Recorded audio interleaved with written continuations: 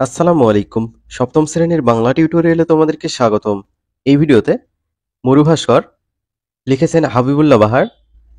এই প্রবন্ধের নৈর্ব্যক্তিক প্রশ্নগুলো এবং সৃজনশীল প্রশ্নটি আমরা সলভ করব। তো চলো আমরা প্রথমেই নৈর্ব্যক্তিক প্রশ্ন বা বহুনির্বাচনী প্রশ্নগুলো সলভ করে ফেলি।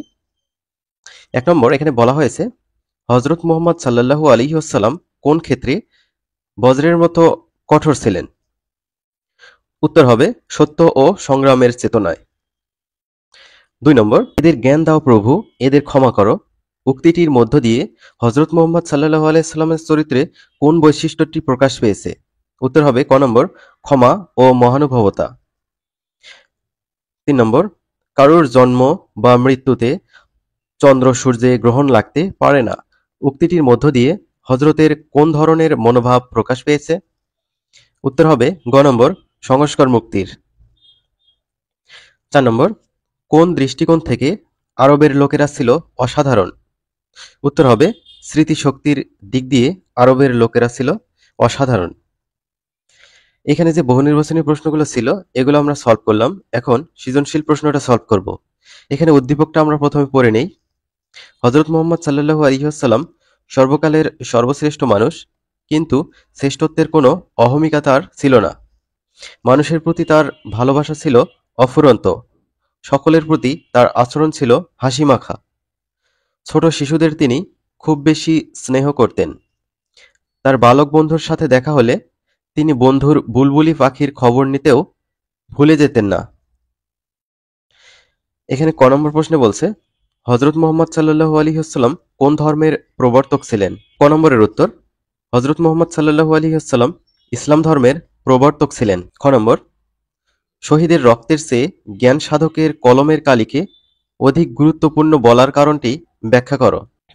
শহীদের রক্তের চেয়ে জ্ঞান সাধকের কলমের কালি অধিক গুরুত্বপূর্ণ কারণ শহীদের রক্ত একটি নির্দিষ্ট সময় ও স্থান পর্যন্ত সীমাবদ্ধ থাকে এবং সাময়িক বিজয় অর্জন করে, কিন্তু জ্ঞান চিরস্থায়ী এবং বহু বছর আলো ছড়ায়।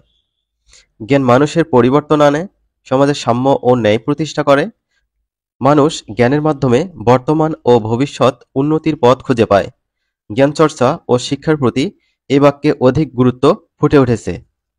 গ নম্বর, উদ্দীপকে হযরত মুহাম্মদ সাল্লাল্লাহু আলাইহি ওয়াসাল্লামের যে গুণটি ফুটে উঠেছে তা মরুভাস্কর প্রবন্ধের আলোকে বর্ণনা করো। গ নম্বর, উদ্দীপকে হযরত মুহাম্মদ সাল্লাল্লাহু আলাইহি ওয়াসাল্লামের নম্রতা, ভালোবাসা এবং শিশুদের প্রতি স্নেহ ও দরদ মাখা আচরণ ফুটে উঠেছে। হযরত মুহাম্মদ সাল্লাল্লাহু আলাইহি ওয়াসাল্লাম সর্বকালের সর্বশ্রেষ্ঠ মানুষ, কিন্তু শ্রেষ্ঠত্বের কোনো অহমিকা তার ছিল না। মানুষের প্রতি তার ভালোবাসা ছিল অফুরন্ত। সকলের প্রতি তার আচরণ ছিল হাসিমাখা। ছোট শিশুদের তিনি খুব বেশি স্নেহ করতেন। তার বালক বন্ধুর সাথে দেখা হলে তিনি বন্ধুর বুলবুলি পাখির খবর নিতেও ভুলে যেতেন না। বালক বন্ধুর কাছে তিনি বুলবুলির খবর জানতে চাইতেন। এখানে ছোট শিশুদের অধিক স্নেহ করার গুরুত্বপূর্ণ বৈশিষ্ট্য ফুটে উঠেছে। শিশুদের কান্না তিনি সহ্য করতে পারতেন না। হযরত মুহাম্মদ সাল্লাল্লাহু আলাইহি ওয়াসাল্লাম মানুষের প্রতি যে ভালোবাসার ধারণ করতেন তা মরুভাস্কর প্রবন্ধে স্পষ্ট। যেমন, বন্ধু বিয়োগে তার চক্ষু পানিতে টলটল করত। দাইমা হালিমাকে দেখে তিনি মা মা বলে আকুল হতেন। উদ্দীপকের মানুষের প্রতি তার ভালোবাসা ছিল অফুরন্ত উক্তিটির সঙ্গে এই বিষয়টি মিল খুঁজে পায়।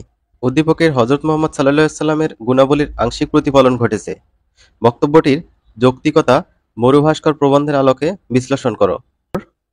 মরুভাস্কর প্রবন্ধে লেখক মহানবীর জীবন ও আদর্শের বিভিন্ন দিক তুলে ধরেছেন, যা আমাদের ধর্মীয় চেতনা ও নৈতিকতার বিকাশে অনুকরণীয় ও অনুসরণীয় দৃষ্টান্ত হতে পারে। উদ্দীপকে বর্ণিত হযরত মুহাম্মদ সাল্লাল্লাহু আলাইহি ওয়াসাল্লাম সর্বকালের সর্বশ্রেষ্ঠ মানুষ, কিন্তু শ্রেষ্ঠত্বের কোনো অহমিকা ছিল না। মানুষের প্রতি তার ভালোবাসা ছিল অফুরন্ত। সকলের প্রতি তার আচরণ ছিল হাসিমাখা। ছোট শিশুদের তিনি খুব বেশি স্নেহ করতেন।